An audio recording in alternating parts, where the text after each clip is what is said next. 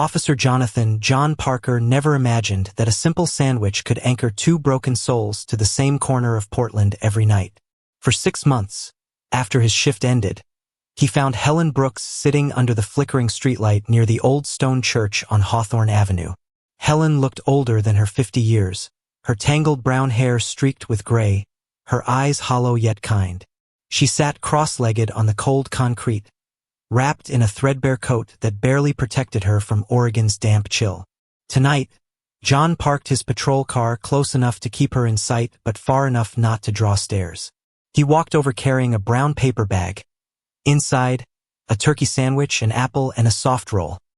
He lowered himself to the sidewalk without caring about the damp spot that would stain his uniform pants. "Got you the usual," he said, handing her the sandwich first. Helen accepted it with both hands, her cracked lips curling into a faint smile. "You spoil me, Officer Parker." Her voice rasped, yet there was a warmth that made John's chest tighten every time he heard it. "It's John," he reminded her, as he always did.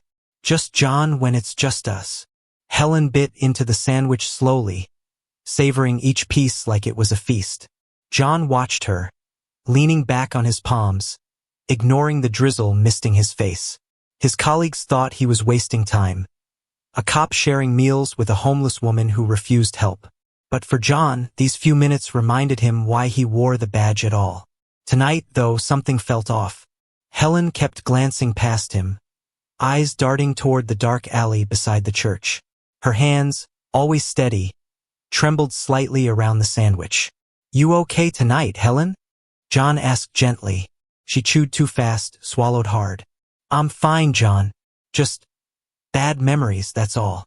He shifted closer, lowering his voice. "Is someone bothering you? You can tell me. I'll handle it." Helen's eyes flicked to his face, wide, vulnerable, then dropped back to the half-eaten sandwich. "Not tonight. Maybe another time." His radio crackled at his belt, an urgent call he couldn't ignore. John cursed under his breath. He hated leaving her like this, especially when her eyes screamed a truth her lips wouldn't share. He pressed the apple into her hand. "Save this for later. I'll be back tomorrow night. Same time, all right?" Helen clutched the apple to her chest, nodding once but saying nothing more. As John walked back to his patrol car, the street behind him seemed colder than ever, and as Helen watched him disappear into the mist, a single thought echoed in her mind. Tomorrow, everything would change. Officer John Parker couldn't sleep that night. He lay on his back in his small apartment, listening to the faint hum of traffic outside and replaying Helen's trembling hands in his mind. Something in her eyes haunted him, a fear she had never shown before, even on her worst nights. By morning, rain tapped gently against his window as he brewed his usual strong coffee. He stared at his reflection in the dark kitchen window, his mind miles away on Hawthorne Avenue. He hated the feeling that he was missing something, a clue that could save Helen from whatever shadow crept closer to her life. At the precinct, Captain Deborah Sanders noticed the lines under John's eyes. She leaned against his desk, arms crossed over her crisp uniform. "Rough night?" she asked, her voice half concern, half quiet reprimand. John rubbed his temples. "It's Helen Brooks. She was jumpy last night, more than usual. She keeps looking over her shoulder, but won't say why." He paused, then met Sanders' sharp gaze. "I think she's in real trouble this time." Captain Sanders sighed, her expression softening just enough to show she cared more than she let on. "John, you have the biggest heart in this department. But you know how this ends. Some people don't want to be found, and they sure don't want saving." He almost snapped back but caught himself. Instead, he leaned in, lowering his voice. "With all due respect, Captain, if you'd seen her last night, you'd know this is different. If something happens to her because I turned my back, I'll never forgive myself." Sanders studied him for a moment, then pushed off his desk with a sigh. "Fine. Keep an eye on her. But don't let this distract you from patrol. And John, be careful. Sometimes their ghosts become yours." Later that evening, John found himself back on Hawthorne Avenue before sunset, driving slowly past the old church. But Helen wasn't there. Her usual spot under the flickering streetlight was empty. No sign of her bag, her blanket, not even crumbs from last night's meal. John's chest tightened as he parked and stepped out into the misty dusk. He checked the alley, the church steps, even asked Mrs. Betty Johnson, the elderly neighbor who always watched the street from her porch. "Haven't seen her all day, Officer Parker. But last night I heard voices back there. Men arguing. Didn't look right." John thanked her, forcing a calm smile he didn't feel. As he turned back toward his car, a chill prickled his neck. Somewhere in this quiet street, Helen's secrets were beginning to surface, and he feared he was already too late to protect her from them. Officer John Parker spent the rest of that night combing the alleys and side streets near Hawthorne Avenue. Each shadow felt heavier than the last. Each distant echo of footsteps made his pulse jump. Helen had vanished without a trace, and with every hour she stayed gone, John's mind replayed all the worst scenarios he'd ever seen on these streets. He stopped at Reverend Charles Bennett's small mission church just before midnight. The old wooden sign out front creaked in the wind as John knocked on the back door. Reverend Bennett answered in a faded sweater, sleep still in his eyes but worry already in his voice. "Officer Parker? What's wrong? It's late." John stepped inside, lowering his voice out of respect for the few people asleep on the cots in the small sanctuary. "Reverend, have you seen Helen Brooks tonight? She wasn't in her spot." And Betty Johnson heard men arguing near her corner. Bennett's brows furrowed. He led John into his cramped office, closing the door behind them. "Helen was here 2 nights ago. She asked about the old basement room, the one we keep locked. She seemed frightened. I told her she was always welcome to sleep here, but she never stays long." John's eyes narrowed. "Did she say who was after her? Did she mention a name?" Bennett shook his head slowly. "No names, just shadows from her past," she said. "She asked if I still knew her son, Michael. But Michael hasn't been around in years. Last I heard, he was in trouble far from here." John felt the weight of those words settle in his chest. So Helen did have family, and secrets she'd never shared during their quiet meals. He rubbed his forehead, trying to piece it all together. A missing woman, strange men at night, and now a son who might be the key to everything. Outside, the wind picked up, rustling the leaves along the church fence. John glanced at the Reverend, his voice tight. "If she comes back here, call me. Day or night. Promise me that." Bennett nodded, worry creasing the corners of his tired eyes. "John, be careful. If she's mixed up with the wrong people again, you can't fix this alone." John didn't answer. He stepped back into the cold street, the mist clinging to his hair and collar. Somewhere out there, Helen was hiding or being hidden. And tonight, for the first time, John felt the gnawing fear that he might not find her in time.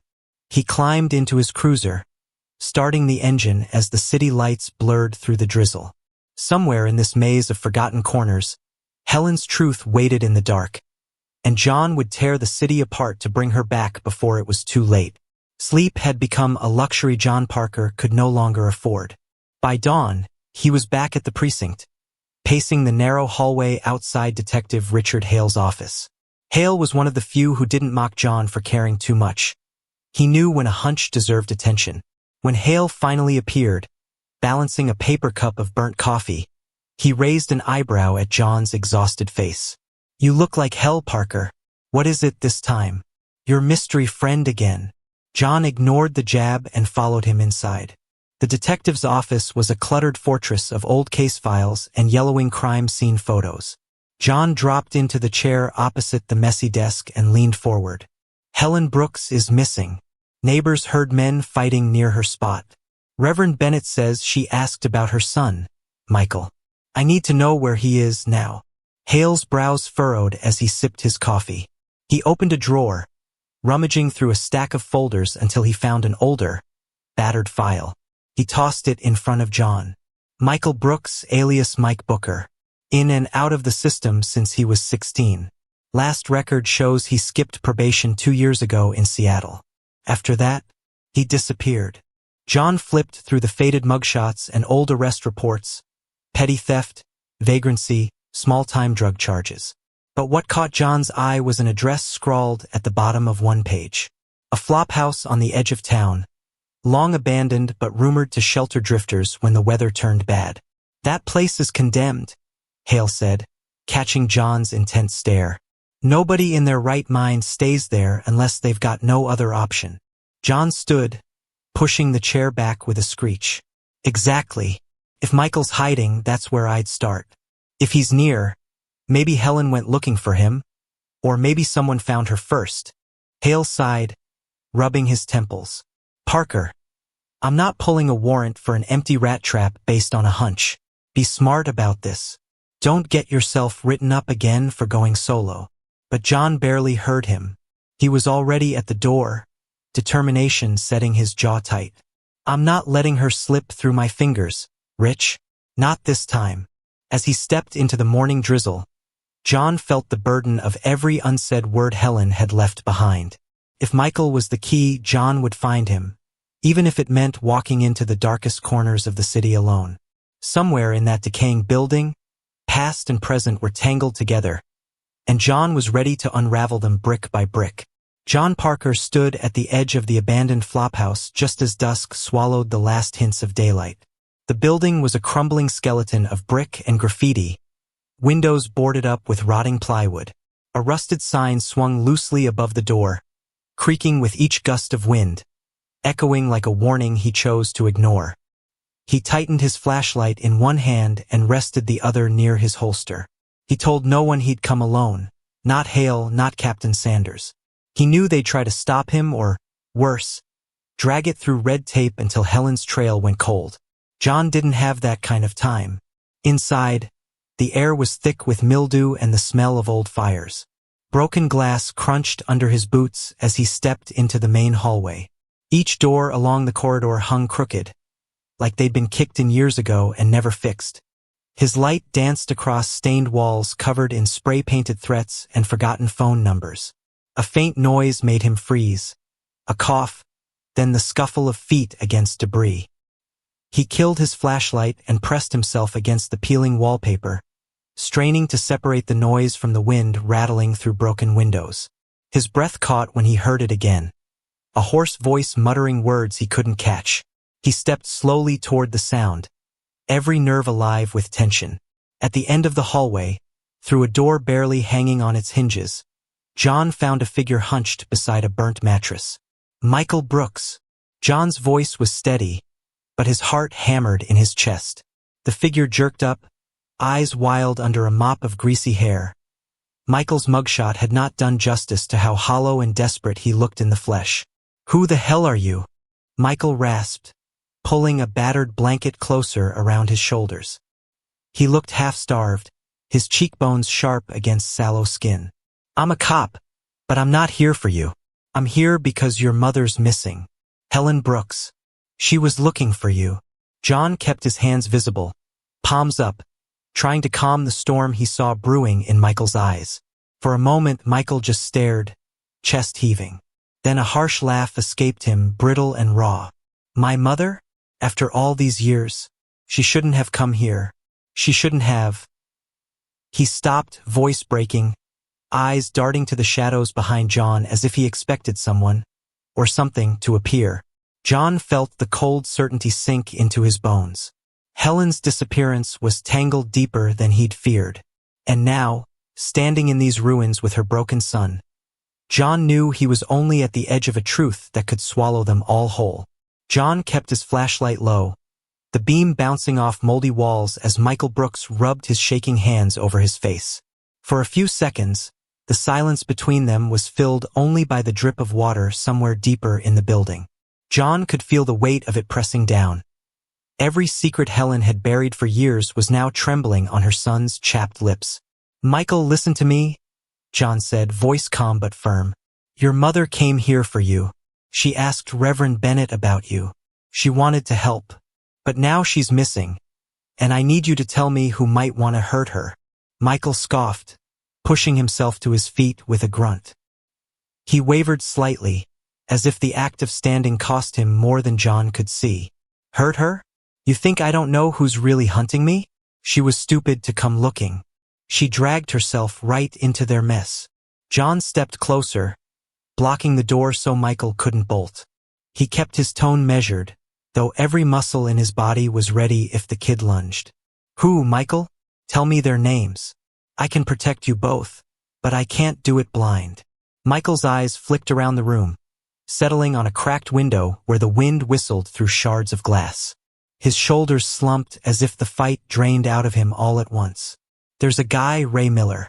Runs collections for some old dealers downtown. I owed him back when I was strung out. I skipped town, thought they'd forget. They didn't.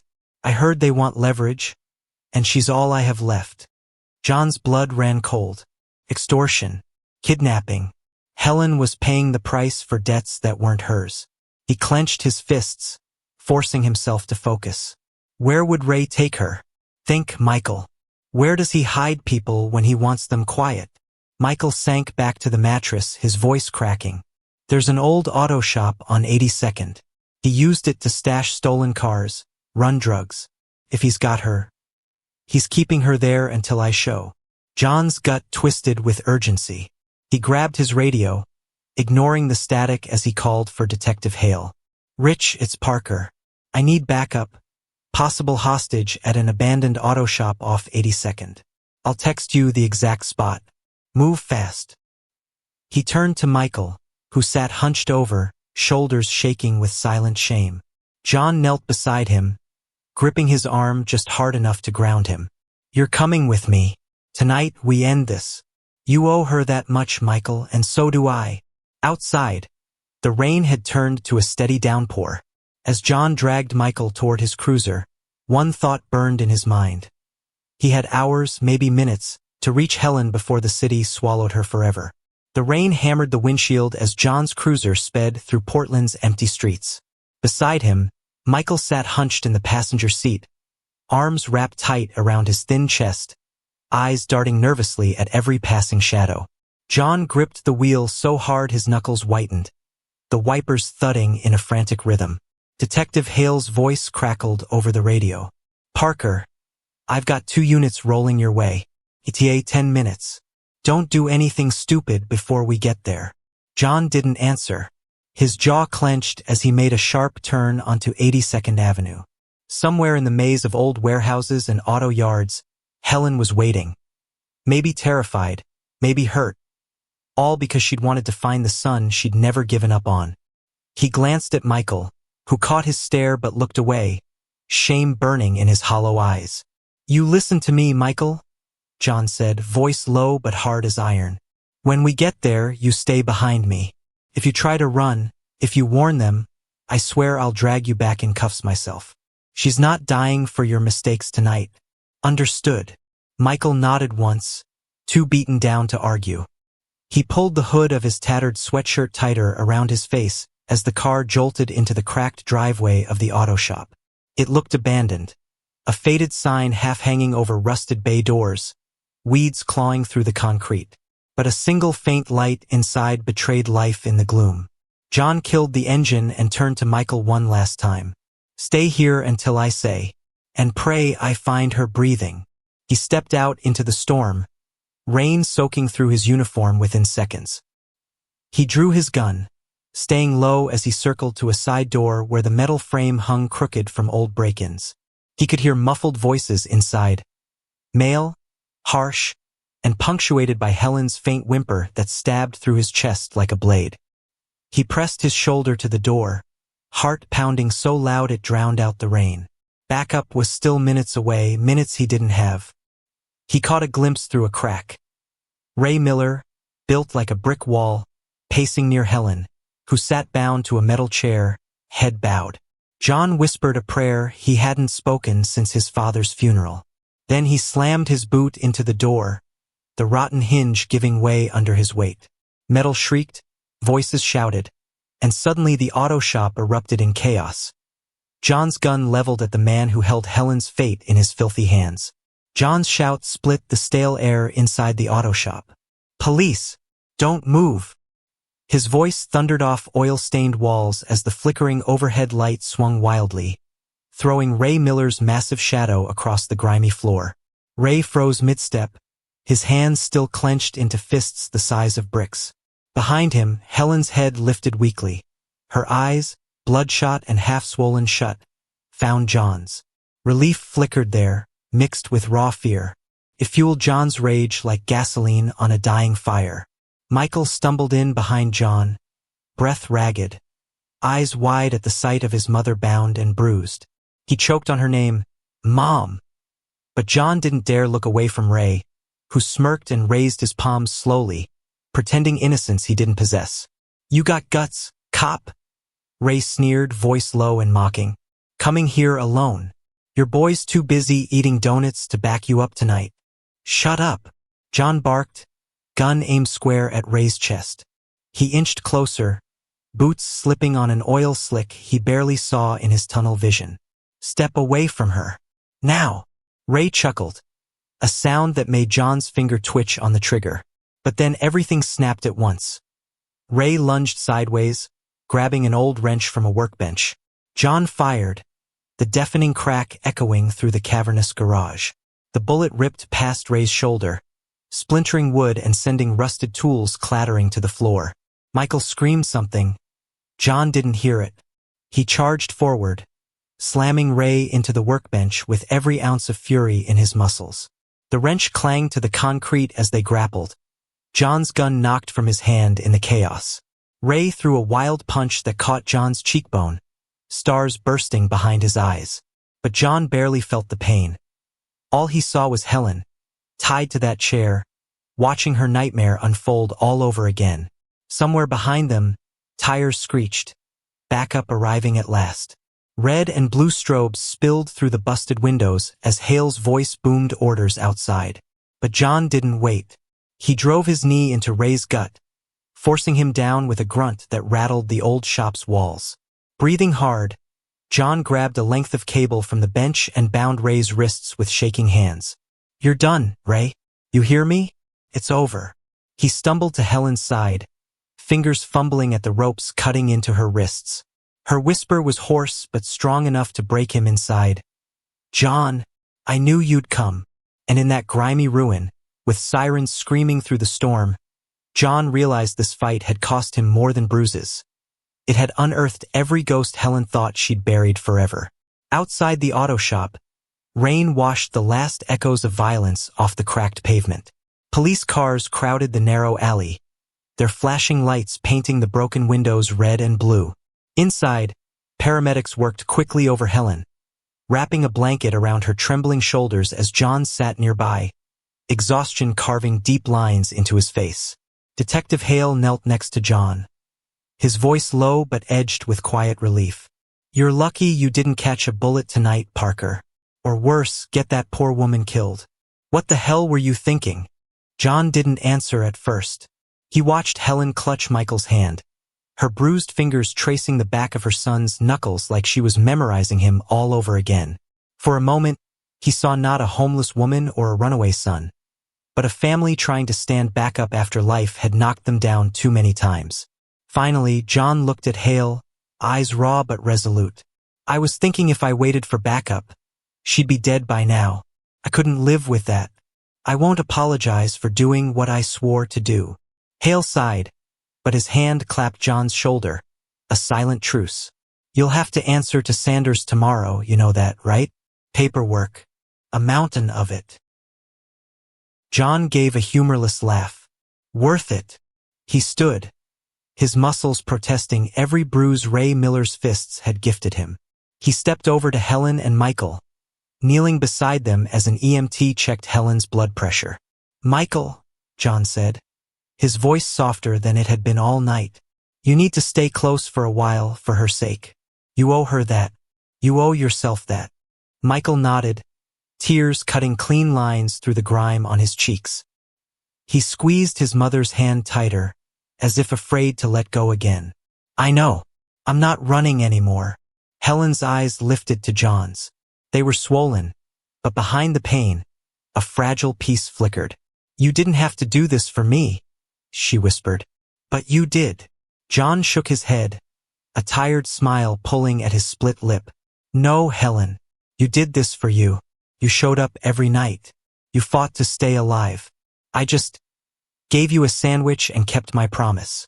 In that small circle of ruin and rain, something unspoken passed between the three of them, a quiet understanding that, for the first time in years, none of them had to face their ghosts alone.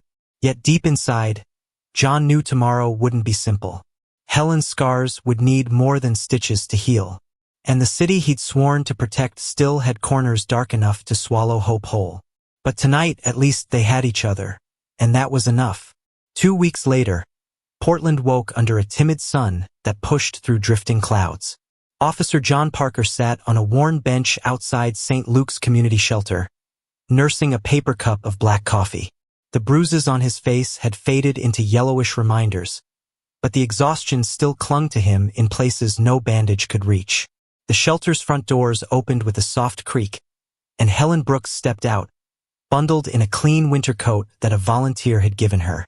Her hair was brushed back for the first time in years, revealing tired but clear eyes.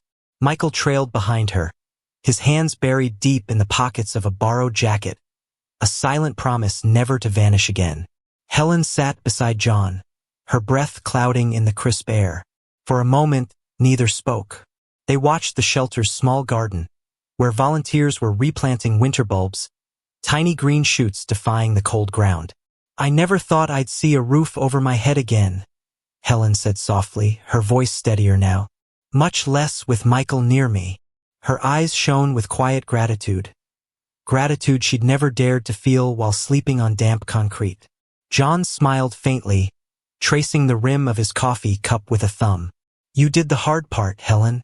You survived every night the street threw at you. I just brought you sandwiches and got punched a few times along the way. Michael shifted awkwardly beside his mother. He's being humble, he muttered, his voice rough but genuine. You didn't just bring sandwiches, man. You reminded her she mattered. You reminded me, too. John met Michael's gaze, so like Helen's, weary but burning with a fragile hope, and nodded. Then don't waste it. Stay clean, stay close to her. One day at a time, all right? Behind them, Captain Sanders' car pulled up to the curb. She stepped out, arms crossed but her eyes softer than John had ever seen. Officer Parker, I thought I'd find you here instead of writing the last of that mountain of paperwork you owe me. John laughed under his breath. I'll get to it, Captain. Just needed to see this through first. Sanders' stern mask cracked into a small smile. You did good, John. Don't forget that. She turned to Helen, offering her a polite nod of respect before heading back to her car. Helen turned to John one last time, squeezing his hand gently. Thank you for not giving up on people like me. John squeezed back, feeling the weight lift off his shoulders. No, Helen. Thank you for reminding me why I wear this badge at all. As she and Michael walked back inside the shelter, John sat alone for a moment longer, breathing in the fragile dawn. For the first time in years, the city felt a little warmer, a little kinder. And for John Parker, that was worth every bruise, every doubt, and every quiet meal shared in the dark.